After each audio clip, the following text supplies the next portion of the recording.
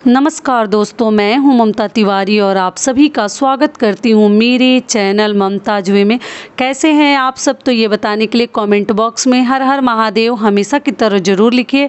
तो चलिए दोस्तों, आज हम इस वीडियो में जानेंगे प्रदोष व्रत के बारे में कि प्रदोष व्रत कब पड़ रहा है। आप लोगों ने कहा था कि दीदी वीडियो ज़रूर बनाइएगा प्रदोष व्रत के लिए, तो कब पड़ रहा है, तो प्रदोष काल के क्या नियम विधि है, कैसे हमें पूजा पाठ करनी है, कैसे हमें व्रत रखनी है, किन किन बातों का ध्यान रखनी है। तो इसी प्रकार के कई ऐसे महत्वपूर्ण बातें आज हम इस वीडियो में जानेंगे। तो आप बने रहिए मेरे साथ मेरे चैनल पर।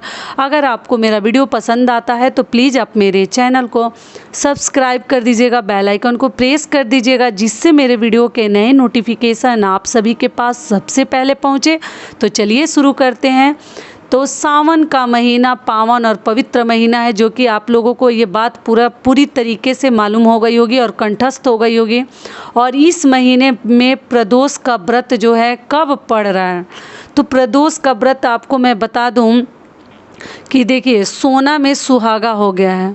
एक तो प्रदोष व्रत और शिवरात्रि व्रत। आप लोग पूछते हैं ना कि दीदी पति से संबंधित अगर किसी भी प्रकार की समस्याएं हैं तो हम कौन सा व्रत करें। आप लोग बहुत बार आप लोगों के कमेंट्स आते हैं, क्वेश्चंस आते हैं, तो मैं बता दूं कि देखिए, वो प्रदोष व्रत हो या वो सावन के सोमवार व्रत हो या 16 सोमवार के व्रत हो या शिवरात्रि का व्रत हो, जितने शिव जी से जुड़े व्रत है ना, सब सुहाग के लिए ही होते हैं, पति से संबंधित ये व्रत होते हैं। अगर आपके जीवन में किसी भी प्रकार का कष्ट है, कलह है, कलेश है, पति को लेकर या उनके स्वास्थ्य को लेकर या पति से संबंधित किसी भी बात को लेकर आप बहुत अधिक चिंतित हैं, टेंशन में हैं, तो आप शिव जी के ना शरण में आपको जानी चाहिए। उनका जो ही व्रत 16 सोमवार व्रत भी मैं बता चुकी हूँ। आप लोग पूछ रहे हैं कब से उठाएं, तो देखिए शुक्ल पक्ष में उठानी चाहिए। अब 1 अगस्त से पड़ा है, हमारा शुक्ल पक्ष पड़ रहा है सावन का सोमवार, तो उस दिन से आप उठाएं, क्योंकि सावन का महीना ही सही माना जाता है, मतलब बहुत शुभ माना जाता है सोमवार व्रत को उठाने के लिए, मतलब शुरू करने के लिए, या किसी भी व्रत की शुरुआत आप सावन से कर सकते हैं, कोई दिक्कत नहीं है। ठीक है, तो आगे बात कर लेते हैं प्रदोष व्रत की। तो देखिए, सबसे पहले आपको बता दूं कि देखिए, सोमवार के दिन आप लोग पूछ रहे हैं कि 24 को पड़ा है या 25 को, तो देखिए 25 को सावन सोमवार व्रत भी है, आप लोग को मालूम ही है दूसरा। और उस दिन सोना में सुहागा हो गया है कि उसी दिन प्रदोष व्रत भी पड़ा है, जो कि मतलब शिव जी से जुड़े ये दोनों व्रत। और उसके अगले दिन तेरस के नाम से, जिसको हम जानते हैं, बहुत सारे लोग हर माह के तेरस करते हैं।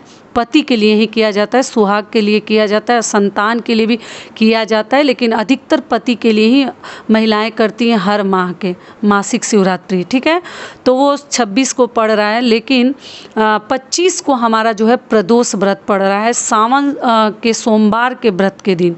ठीक है, दूसरा सोमवार व्रत उस दिन है।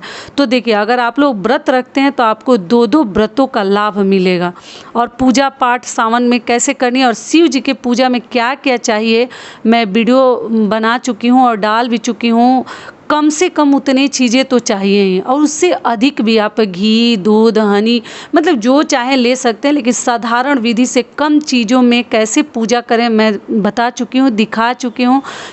तो आप चाहें तो मेरे चैनल पे प्लेलिस्ट है सावन का, आप चेकआउट कर सकते हैं। ठीक उसी प्रकार से हमें प्रदोष व्रत भी करनी है, उसमें भी शिव जी की ही पूजा करनी है। सुबह पहले, सबसे पहले हमें सूर्योदय से पूर्व उठकर स्नान ध्यान करके, आप चाहें तो सुबह मंदिर जाकर अपना सावन का सोमवार व्रत है तो आप पूजा करके आ सकते हैं।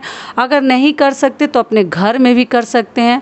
प्रदोष काल में ही पूजा शिव जी का किया जाता है, तो प्रदोष व्रत में शाम को ही करें तो ज़्यादा बेहतर है।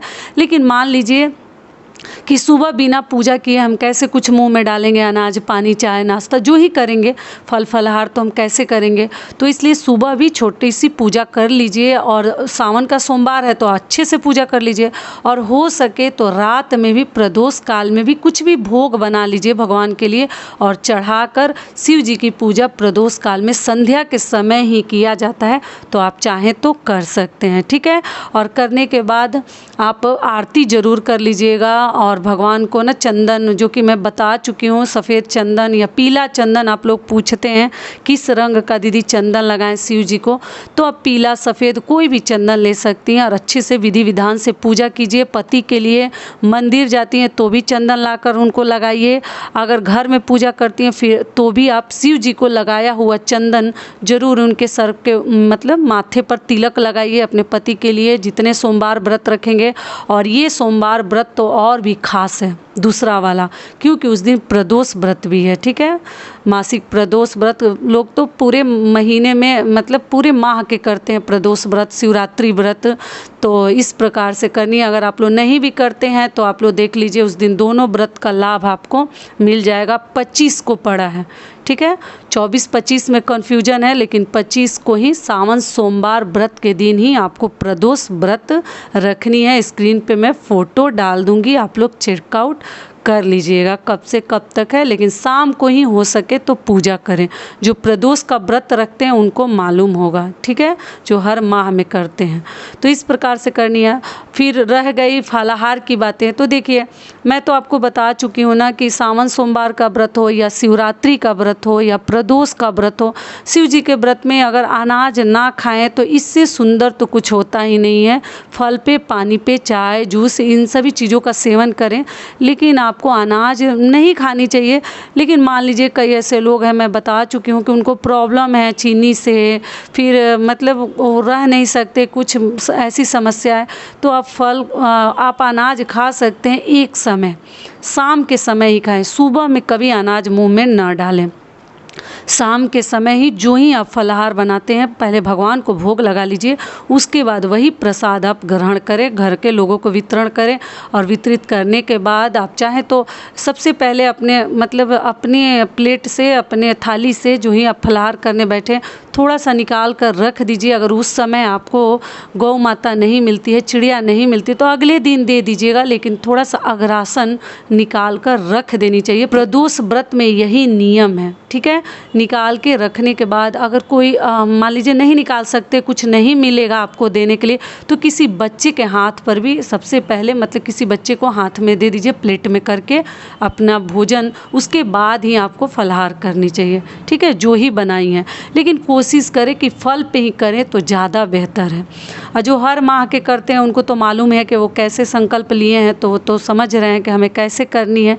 तो इस प्रकार से आप कर लीजिएगा। और जितने भांग, धतूर, फूल, बेलपत्र जो मिल जाए, देखिए मैं ये नहीं कहूँगी कि ये चीज़ ही भगवान को चढ़ाएं, जो मिल जाए। पति को भी बहुत अधिक परेशान मत कीजिएगा, हस्बैंड लोगों को। एक महिलाएं हैं ना, ये लाइए, ये ले कहीं मंदिर जाऊंगी, ये ढूंढ के लाइए, कहीं से ऐसा प्रेशर हमें नहीं देनी है। जो मिल जाए, आसानी से मिल जाए, उसी में भगवान को हमें प्रसन्न करनी है। ये ना कि घर में हम गुस्सा हो जाएं, नहीं ला रहे हैं तो नहीं मिल रहा है। जो मिल गया उसी को लेके चले जाएं, जो नहीं मिला उसको छोड़ दे, भगवान से माफ़ी मांग ले। लेकिन चंदन तो आप लोगों को परमानेंट अपने घर में रखनी चाहिए। और भस्म, जिसको आप लोग भभूत बोलते हैं, तो हाँ भभूत भी बोला जाता है, मतलब राख जैसा, जो ही हवन होता है ना, उपले जलाकर जो राख निकालते हैं उसी को हम भस्म बोलते हैं। तो शिव जी को बहुत अधिक प्रिय है, तो आप चाहें तो भस्म भी लगा सकते हैं, ठीक है। और लगाने के बाद माता पार्वती से सिंदूर वगैरह लेके, मैं तो बता चुकी हूँ कि हर सप्ताह के जितने सावन सोमवार व्रत पड़ रहे हैं आप लोग ज़रूर अपने मांग में भी भर लीजिएगा, माता से सुहाग लेकर लगा लीजिएगा अपने मांग में। तो इस प्रकार से आपके सावन सोमवार व्रत और प्रदोष व्रत की पूजा विधि हो गई। तो ऐसा करती हूँ, उम्मीद करती हूँ कि इस वीडियो से आप लोगों को बहुत अधिक लाभ मिलेगा। फिर मिलती हूँ एक नए वीडियो में, तब तक के लिए नमस्कार। स्वस्थ रहिए, सुरक्षित रहिए और जहाँ कहीं भी रहिए खूब खुश रहिए। ओम नमः शिवाय।